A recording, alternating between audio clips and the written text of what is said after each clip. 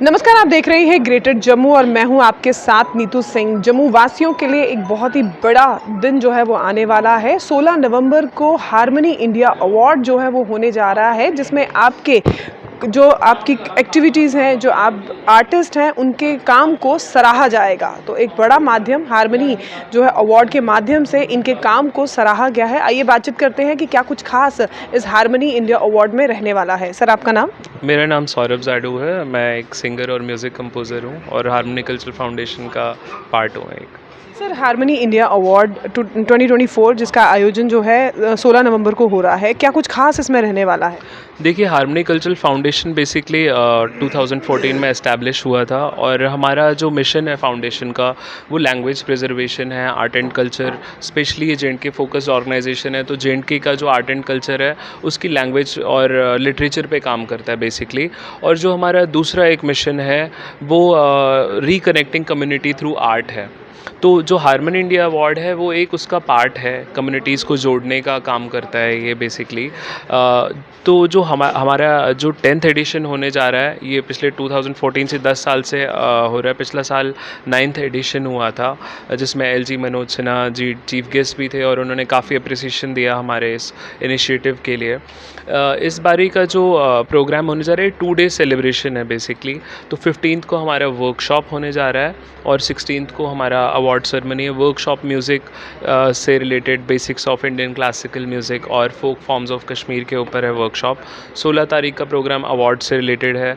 तो ये जो अवार्ड्स हैं क्रिएटिव पर्सनालिटीज़ को दिए जाते हैं जो अलग अलग फील्ड्स में, जैसे कि जर्नलिस्ट हो गए, स्पोर्ट्स हो गया, आर्टिस्ट हो गए, म्यूजिशियंस हमारे हैं, जो भी अलग एंटरप्रेन्योरशिप है, अलग अलग फील्ड्स में फेलिसिटेशंस दिए जाते हैं। और इस बारी जो लाइफ टाइम अचीवमेंट अवार्ड है, जैसे हमारी जो कैटेगरीज़ हैं बेसिकली इसकी लाइफ टाइम अचीवमेंट अवार्ड है। इस बारी एक माता ललेश्वरी ललित सम्मान हमने इंट्रोड्यूस किया है, जो हमारी कश्मीर की बहुत बड़ी सेंट रही हैं माता ललेश्वरी, उनके नाम से अवार्ड दिया जा रहा है। नेशनल आइकॉन अवार्ड है। पंडित भजन सोपोरी स्मृति सम्मान है, जो बहुत एक बड़े म्यूज़िक कंपोज़र और संतूर लीजेंड थे पंडित भजन सोपोरी जी, उनके नाम से अवार्ड है। तो बेसिकली इंटेंशन यही है कि ये जो हमारे जिन्होंने कश्मीर को कुछ दिया है, जे.एंड.के को कुछ दिया है, तो उनके नाम से अवार्ड, ताकि उनका नाम भी रहे, और ये पर्पस है बेसिकली। तो उस फील्ड में उनसे रिलेटेड जिन जिन लोगों को ये फेलिसिटेशंस दिए जाते हैं, अभी life time achievement award Shri Trilok Kaul ji हैं और मक्खन लाल सराफ जी, इस बारी 2 लाइफ टाइम अचीवमेंट अवार्ड्स हैं। यूजुअली एक ही होता है, बट हम इग्नोर ही नहीं कर सकते थे क्योंकि इतना कंट्रीब्यूशन दोनों का ही इक्वली है। तो लाइफ टाइम अचीवमेंट अवार्ड उनको दिया जा रहा है। फिर माता ललेश्वरी सम्मान जो है डॉक्टर सुधीर सोपोरी हैं, वो एमिनेंट साइंटिस्ट हैं और एक्स वाइस चांसलर जेएनयू के रह चुके हैं। उनको एजुकेशन एंड साइंस की फील्ड में ये अवार्ड दिया जा रहा है, ऑनर दिया जा रहा है। फिर पंडित भजन सोपोरी स्मृति सम्मान जो है वो साज नवाज ग्रुप है, जो कश्मीरी सूफियाना मौसीकी का एक वाहिद इकलौता एक ग्रुप अब रह गया है, क्योंकि बाकी सब एक्सटिंक्ट हो गए हैं। सूफियाना मौसीकी ऑलरेडी एक्सटिंक्ट हो रही है, तो ये एक इकलौता ग्रुप है जो अभी काम कर रहा है, आर्ट को प्रिजर्व कर रहा है, तो उनको ये अवार्ड दिया जा रहा है इस बारी।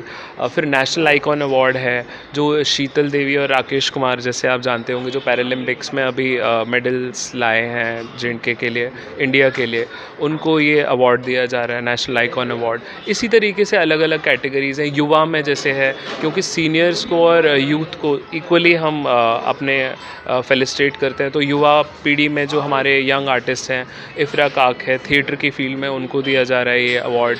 स्पोर्ट्स की फील्ड में शीना सराफ है, वो अंडर 19 अभी क्रिकेट प्ले कर रही हैं, उनको ये फेलिसिटेशन यंग आर्टिस्ट में युवा पुरस्कार के नाम से दिया जा रहा है। तो अलग अलग शोबे में सब लोगों को ये अवार्ड्स दिए जाते हैं।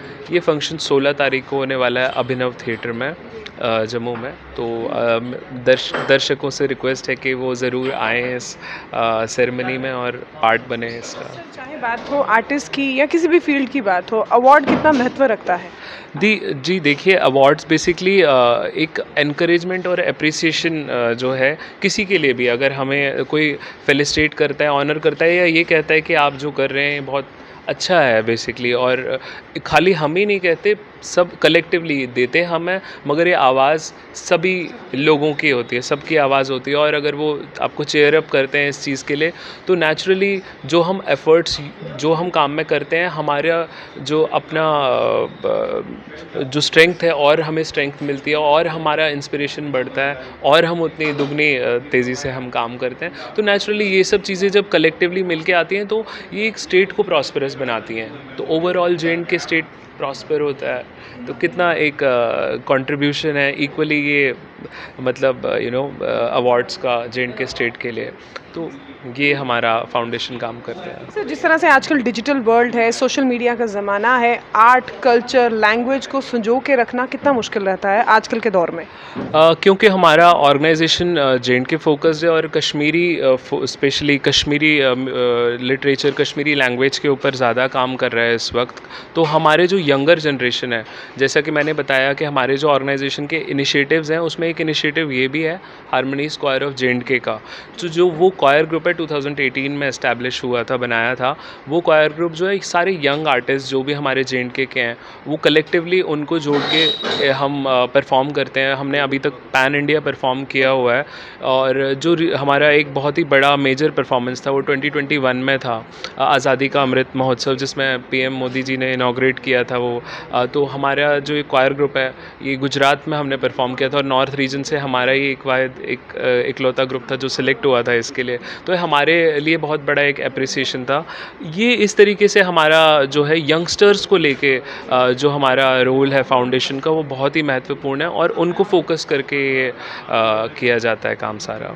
सर, आपसे भी जानना चाहेंगे, जिस तरह से ये हारमोनी इंडिया अवार्ड जो है फंक्शन होने वाला है 16 नवंबर को अभिनव थिएटर में, जहाँ पर बेहतरीन आर्टिस्ट जो हैं वो बुलाए जाएंगे, जो लैंग्वेज से, आर्ट से, कल्चर से जुड़े हुए हैं।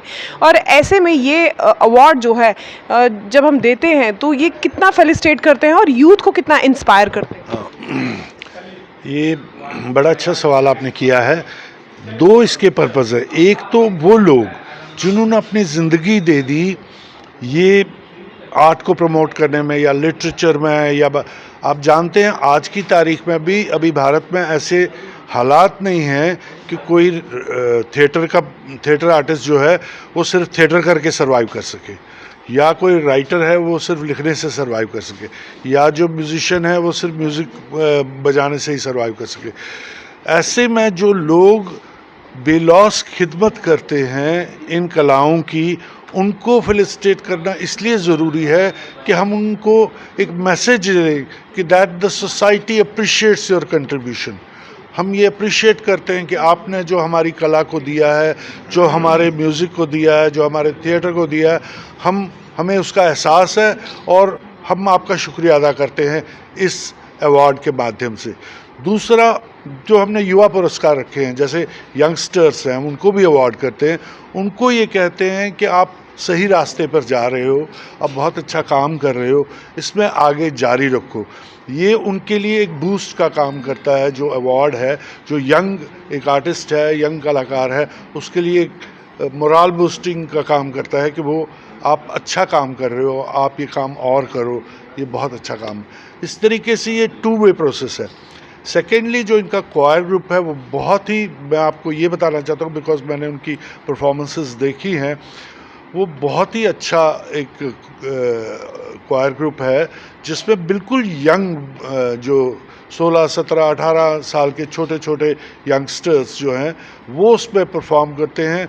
और ये क्वायर ग्रुप काम करता है उनको अपनी जड़ों से जोड़ने का।